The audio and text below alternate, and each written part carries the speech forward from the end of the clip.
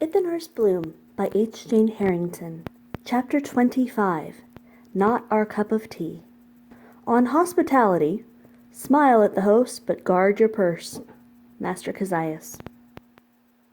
Canorous sounds, like the singing melody of a finger drawn upon the rim of a crystal goblet, seemed to emanate from beyond the locked barriered door, or perhaps from the door itself. Vaughn was not entirely sure he could hear them at all, as trace as the notes were. Were they whispers? Remnants of an imbued spell, perhaps? He had never heard such music from any other barrier before. The sound was almost enchanting. Soft thumps behind him abruptly ripped Vaughn from his hazy thoughts, and the music vanished instantly. Turning toward the sound, he saw a child's leather ball descending the stairs. It rolled to a stop in the foyer. Vaughn craned his neck to see who might have dropped the toy. He was disappointed, however. The winding angle prevented him from seeing the top, and no child was in view on the steps. Myrtis had mentioned earlier that she had a daughter upstairs. "Hello?" Vaughn called. He was answered with silence. Vaughn shrugged and turned back toward the dining room, his arms still loaded. When he entered, he laid the food out on the table. "Myrtis, it's not much, but please accept this." Myrtis stared at the food, her eyes widening slightly. Jairus, a piece of cabbage hanging from the corner of his mouth, grinned greedily. "I really can't take your food," Myrtis said half-heartedly. "Yes, you can. Think of it not as charity," Vaughn told her gently. "Think of it as partial payment for the trouble our presence has caused you." The woman nodded hesitantly. Her features seemed to soften ever so slightly. Jairus snatched a piece of jerky and rammed it into his mouth, then reached for another. Myrtis slapped her son's hand and issued a quick scuff to the back of his head. "Manners, boy," Myrtis barked. She collected the food and removed it to the kitchen before returning to the seat.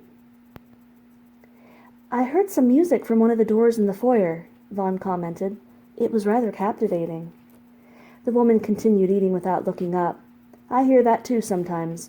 It's just the magic that powers the frost cellar. The magic keeps the cellar cold. Sometimes it sings." Vaughn frowned but said nothing. He had been around frost magic before, but this felt different. It was almost like a presence. He shrugged the thought away and returned to his watery meal. When their meager supper was over, Vaughn and Scilio issued thanks and excused themselves for the evening. As they returned to the foyer, Vaughn noted with a smile that the leather ball had been collected. Myrtis's daughter was certainly shy. He followed Scilio back to the sitting room, where Kira had not moved from the window. She did glance over her shoulder at the men briefly before returning her attention to the rain. Vaughn sank into the couch as Scilio fumbled through their bags. He returned with cards and began shuffling the deck on a small table between them. Vaughn hoped the game would lighten the dark mood for Scilio, as he was not his usual jovial self. They played a few rounds for distraction, and had just started another hand when the foyer doors opened. Jairus poked his head into the room. "Oh, I want to play too." Vaughn grimaced, and Scilio groaned as Jairus sat down without invitation. "How do you play this game?" "Watch us play this round and you will learn the basics," Scilio grumbled distastefully.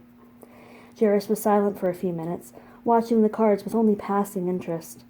He seemed distracted, glancing at Scilio's cloak repeatedly.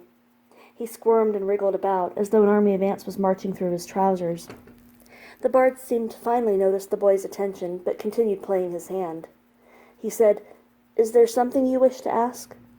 "I like your fancy clothes," Jairus grinned. "Your white cape specially. It's so purty. Can I touch it?" He began to reach his hand out toward Scilio's shoulder, when Myrtis hobbled into the room. "Jairus, upstairs," she said. "But Mama," Jairus complained. "Now," Myrtis barked sharply.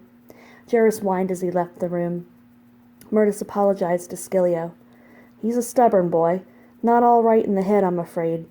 Anyway, I brought some hot tea. It always soothes me before bed. I only have 2 teacups, so you'll have to share." She poured cups for Vaughn and Scilio, who accepted graciously. Vaughn drank his tea quickly, savoring the sweet spices. He had never tasted such a delicious variety before, and he voiced the thought.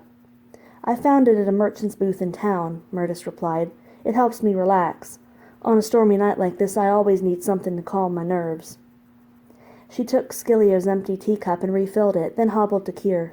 "A cup for you?" Kir studied the chipped teacup in Myrtis's outstretched hand for a moment, then accepted it wordlessly. Myrtis turned to Vaughn and Scilio. I'll be turning in early tonight. Pleasant dreams." Vaughn issued gratitude for the hospitality, and she hesitated for a moment, as though she intended to say more. After a brief pause, she left the room, closing the doors behind her. "I think I shall retire as well," Scilio said with a yawn as he replaced the deck in Vaughn's bag. He retrieved their bedrolls and spread them upon the floor, then stretched out on his own. "Are you taking first watch, Kier?" Vaughn asked. She didn't respond. She seemed lost in thought, swirling the cup gently and watching the ripples glide along the surface of the liquid. "Kier?" Vaughn approached and placed a hand on her arm. At his touch, she startled and dropped the cup. Vaughn stepped back as it shattered on the floor. "What?" Kier asked, coming out of her self-induced trance. "Damnation." Vaughn knelt and began collecting the shards, careful not to cut his fingers. Kier stepped over the mess and retrieved one of the dusty sheets that had been tossed in a corner of the room. She returned and sopped up the spilled tea. "Sorry, guess I was daydreaming," Kier muttered. "Did you need something?" "Are you taking first watch tonight?" Vaughn asked, yawning deeply. He was suddenly very tired, and he rubbed his eyes. Kier nodded. "Yeah, I'll take the whole night. You look bone-weary." "You don't have to do that," Vaughn said. "I couldn't sleep tonight anyway. Go on to bed, Stick," Kier said softly. Vaughn could read some manner of depression in her demeanor. Something had been vexing her all afternoon. He began to ask if he could help, but the urgent weight of fatigue pressed upon his shoulders. He could barely keep his eyes open as he shuffled to his bedroll and flopped, too tired to even remove his shoes. Scilio was already snoring lightly from under his blanket. It took a fleeting heartbeat for Vaughn to join him.